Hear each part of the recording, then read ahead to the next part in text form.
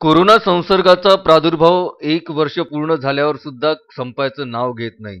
आता याच कोरोनाचा परिणाम ग्रामपंचायतीवर सुद्धा दिसून आला.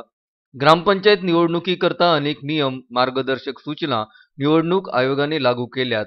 आता प्रचार कार्याला जोर पकडत असताना मात्र प्रचार करीत असताना प्रत्येक उमेदवाराने खबरदारी घेणे आवश्यक आहे.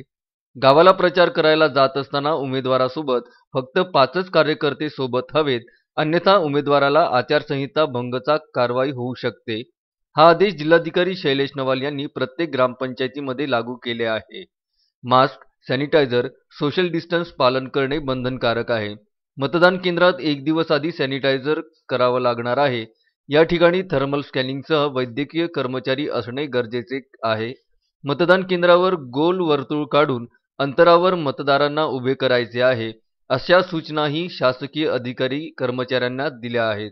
कोरोनाचा संसर्ग वाढू नये म्हणून शासनाने खबरदारीचे पाऊल उचलले आहे. अजय शृंगारे, विदर्भ न्यूज, अमरावती.